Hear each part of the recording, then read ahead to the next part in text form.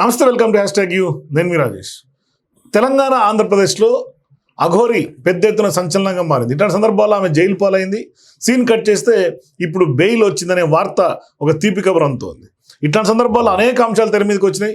ఒక వ్యాపారవేత్త, ఒక రాజకీయ నాయకుడు అఘోరి వెనకాల ఉన్నట్టుగా, మరోవైపు పెద్ద ఎత్తున యోని పూజల పేరుతో కూడా పూర్తి స్థాయిలో హల్చల్ చేసినటువంటి లేడీ అఘోరి ఇవాళ అఘోరి శ్రీనివాస్కు బెయిల్ వచ్చింది.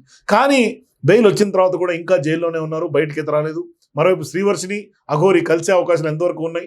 మరి ఒక కేసులో బెయిల్ వచ్చింది, ఇంకొక కేసులో ఇంకా కూడా ఆమె బెయిల్ రాకుండా జైలు పాలైనటువంటి నేపథ్యంలో అసలు ఏం జరుగుతుంది అఘోరి వ్యవహారంలో మాట్లాడదాం. మనతో పాటు ఫిలిం క్రిటిక్, విశ్లేషకులు దాసరి విజ్ఞాన్ జాయిన్ అవుతున్నారు. మాట్లాడదాం. సార్ నమస్తే. సార్, అఘోరికి బెయిల్ వచ్చింది, మరి బయటకు వచ్చే అవకాశాలు ఎప్పుడు వచ్చే అవకాశాలు ఏం జరుగుతుంది? ఫస్ట్ ఆఫ్ ఆల్ నెంబర్ 1, అఘోరికి నాట్ ఓన్లీ అఘోరి, మనిషి అయితే చాలు, మొగైనా ఆడైనా థర్డ్ జెండర్ అయినా బెయిల్ అనేది మన హక్కు. అవును. సో ఏదైనా కేసులో యూటీలో అండర్ ట్రయల్లో అరెస్ట్ అయిన వాళ్ళకి బెయిల్ అనేది వాళ్ళ హక్కు. అంటే వాళ్ళకి మంచి అడ్వకేట్ ఉంటే అది పొందే అవకాశం వాళ్ళకు ఉంటుంది. కాకపోతే అఘోరికి ఏంటి ప్రాబ్లం అంటే, తను అరెస్ట్ అయిన టైంలో అవతల ఆయన ఎంత గట్టిగా వాదించాడో, వద్దు ఈమెకు జ్యుడిషియల్ రిమాండ్ ఇవ్వండి, మేము పిలిస్తే వచ్చితే అరెస్ట్ చేసిన మనిషి కాదు, ఎక్కడెక్కడెక్కడో తిరిగి పట్టుకొచ్చాం మేము, గబుక్ కూడా వదిలేస్తే ఏడికి పోద్దో తెలియదు, ఏడుంటుందో తెలియదు, అడ్రస్ లేదు, ఇల్లు లేదు, వాకిల్ లేదు, ఫోన్ లేదు, పొలం లేదు, ఏమీ లేదంటే సరే ఇక్కడ ఉండు అని జ్యుడిషియల్ రిమాండ్ ఇచ్చారు. తన హక్కు బెయిల్ పొందడం కాబట్టి తను ప్రయత్నం చేస్తే, మొన్నటిదాకంటావా వేసవి సెలవులు ఉన్నాయి కాబట్టి కొంచెం ఇబ్బందికరమైన వాతావరణం. ఇప్పుడు ఒక లేడీ ప్రొడ్యూసర్ వచ్చి కంప్లైంట్ పెట్టి ఏం చెప్పింది, ఒక స్టోరీ చెప్పింది, కావాలంటే డబ్బులు ట్రాన్స్ఫర్ అయినాయి చూడండి అనింది. డబ్బులు ట్రాన్స్ఫర్ అయిన దాన్ని మాత్రమే మనం సాక్ష్యంగా, ప్రధాన ఎవిడెన్స్గా భావించి ఈమెని జ్యుడిషియల్ రిమాండ్లో ఉంచాం. ఆ డబ్బులు ట్రాన్స్ఫర్ అవ్వడానికి ఎన్ని కారణాలైనా చెప్పుకోవచ్చు. నిజంగా యోని పూజే జరగవచ్చు, లేదా ఆవిడ నాకు నాగమణి కావాలని అడిగితే ఈవిడ తెచ్చి ఇవ్వచ్చు, అది కూడా నేరమే. నెక్స్ట్, నిజంగా ఆమె సినిమాకి ప్రొడక్షన్కి క్లాప్ కొట్టడానికి పిలిచి రెమ్యునరేషన్గా కూడా 10 లక్షలు ఉంచమ్మా అని ఇవ్వచ్చు. బోల్డ్ అన్ని జరుగుతాయి, ఓకేనా. ఇట్లాంటి టైంలో ఇప్పుడు ఫర్ ఎగ్జాంపుల్ హిజ్రాలని పిలుచుకుంటారు ఏదైనా ఓపెనింగ్ అప్పుడు, వచ్చేవాళ్ళు కూడా ఉంటారు. డబ్బులు ఎక్కువ ఇస్తారు, 2 లక్షలు 3 లక్షలు ఇస్తారు షాప్ ఓపెనింగ్ కూడా. అట్లా ఈమె ప్రొడ్యూసర్ కాబట్టి కూడా ఎక్కువ ఇచ్చి ఉండొచ్చు. తను కూడా అఫీషియల్గానే తీసుకుంటుంది కాబట్టి నాకు బ్యాంక్లోనే అమ్మా అని చెప్పి డైరెక్ట్గా కూడా చెప్పి ఉండొచ్చు. నువ్వు చేతికి క్యాష్ ఇస్తే కార్లో పెట్టుకోవచ్చు, పెద్ద విషయం కాదా మీద. ఏడ పెట్టుకుంటుంది, ఇల్లు లేదు, వాకిల్ లేదు, ఏడ బీరువతాళాలు లేవు కదా. బట్టి ఆన్లైన్లో ఆమె అందరికీ ఉన్న ఫెసిలిటీయే, బ్యాంకింగ్ దాచుకుంది చక్కగా. సో ఇది నిజమా కాదా అనేది వాళ్ళు నిజమని అవతలోడు ఎలా చెబితే, కాదండి ఇది అబద్ధం, ఇది ఆరోపణలు తప్పుగా చేస్తున్నారు, ఎందుకని ఈమె తరఫున వాదించడానికి ఎవరు లేరు. కాకపోతే ఇప్పుడు ఎందుకు బెయిల్ వచ్చింది అంటే, ఇట్లాంటి స్టార్ కేసెస్కి ఏమవుతాయంటే, అంటే మనము దూరితే మనం కూడా ఫేమస్ అవుతాం అనే వాళ్ళు కొంతమంది వస్తారు కదా. అలా ఔత్సాహిక చెట్టు కింద ప్లీడర్లు ఇందులో దూరి చక్కగా వాదించి ఆవిడకి బెయిల్ అయితే తీసుకొచ్చారు. సరే బెయిల్ పొందింది. దేంట్లో? ఈ ప్రొడ్యూసర్ కేసులో. ఇంకా మిగతా మరి కొత్తపల్లి 3 కేసులు అండి. కొత్తపల్లి, ఈవిడొకటి, ఇంకోటి ముసుగు మనిషి మొదటి భార్య. ఆ ముసుగు మొదటి భార్య అది చెల్లదు, అది ఒక అడ్రస్ లేని కేసు, దాని గురించి డిస్కస్ చేయడం కూడా వేస్ట్. ఇప్పుడు కొత్తపల్లి కాకుండా కూడా ఇంకా బాధితులు చాలా మంది ఉన్నారు, వాళ్ళు కూడా వచ్చే అవకాశాలు ఉన్నాయన్న ప్రచారం కూడా జరిగింది. ఇక ఇప్పుడు 2 నెలలు అవుతుంది, ఇంకా ఎప్పుడు వస్తారు? అప్పుడే రావాలి కదా, 2 నెలలకు కూడా రాలేదా మన అంత దూరం. అంటే అడ్వకేట్ ఎవరైతే కొత్తపల్లి చూశారో ఆయన చెప్పింది ఆ రోజు మనతోటి, అడ్వకేట్ ఆజాద్ అనుకుంటా, మహారాష్ట్ర పూణేలో కూడా ఈమె బాధితులు ఉన్నారు అని చెప్పేసి. ఉండని ఆవిడ ఒకవేళ వాళ్ళు అక్కడ కేసు వేస్తే ఈవెన్ ఇక్కడ నుంచి పీటీ వారెంట్ వేసి వాళ్ళు తీసుకెళ్లి విచారణ చేస్తారు, తప్పే ఉంది. అండ్ నవ్వు వాళ్ళ వాదనలో ఓకే. ఇప్పుడు ఇక్కడ కొత్తపల్లిలో ఏంటి, ఇక్కడ కూడా ఒక ట్రాన్సాక్షన్ ఎవిడెన్స్ ఉంది, 3 లక్షలు సంథింగ్. నన్ను కూడా పెళ్లి చేసుకుంది, తాళి కట్టింది, లైంగికంగా వేధించింది, ఎక్కడ పడితే అక్కడ నొక్కేసింది అనేది ఆరోపణ. సో దీన్ని బలవంతంగా మెడలో తాళి కట్టింది అనేది ఆరోపణ. దాని కిందకు 6 డజన్ సెక్షన్ల కింద కేసులు అయితే వేశారు. ఈ 6 డజన్ సెక్షన్లకు సంబంధించి వాళ్ళు కూడా మళ్ళీ పీటీ వారెంట్ వేసుకొని ఈవిని తీసుకెళ్ళి తగు విచారణ చేసి, మళ్ళీ ఈవిడ తరఫున అడ్వకేట్ ఎవరైనా ఉంటే కాదు అసలు అక్కడ జరిగింది ఏంటంటే, వాళ్ళు ఎందుకో ఏదో చూపించి, ఏదో ఒక క్షుద్ర పూజలనో చేతబడనో ఎవరి మీదనో వాళ్ళకి అపోనెంట్స్ ఉంటారు, వాళ్ళని సర్వనాశనం చేయాలి, వాళ్ళకి ఇట్లా చేయాలని కొంతమంది ఉంటారు. టైంకి ఏదో అఘోరియో ఎవరో దొరుకుతారు, నాకు సరే రా అంటే చేస్తామని చేయించుకుంటారు. సమాధి మీద కూర్చొని వాళ్ళు ఏదో పసుపు కుంకుమ జల్లగానే నీ పని అయిపోయింది పో అంటారు. ఒకానొక టైంలో వీళ్ళు దొంగ బాబా అని పోలీస్ స్టేషన్లో నమోదవుతుంది. అప్పుడు వీళ్ళు వచ్చి కేసు పెడతారు.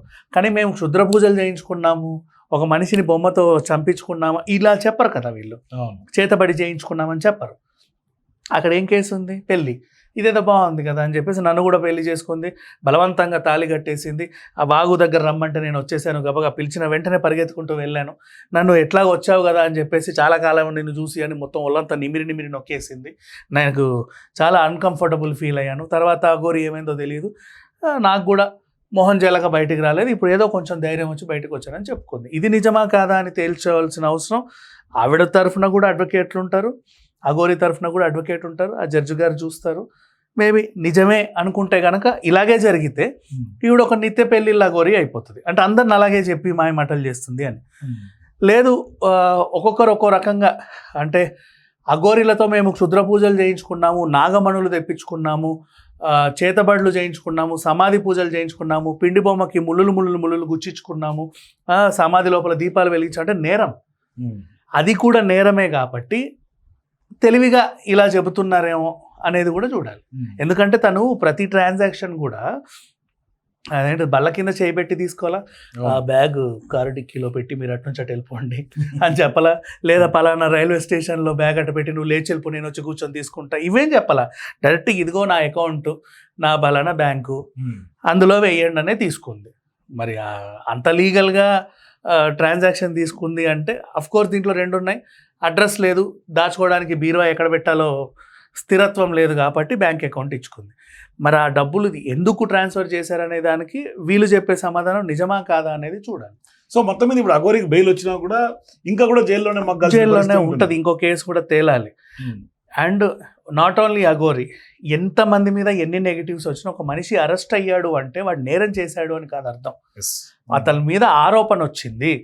ఆరోపణ వచ్చిన తర్వాత తను అవతలలో ఏం చేస్తారంటే తను వదలకండి, బయటికి వదిలితే సాక్ష్యాలు తారుమారు చేస్తారు, లేదా పారిపోతే మళ్ళీ రారు, విదేశాలకు వెళ్ళిపోతారని 2-3 పాయింట్లు పెడితే జ్యుడిషియల్ రిమాండ్కి వేస్తారు.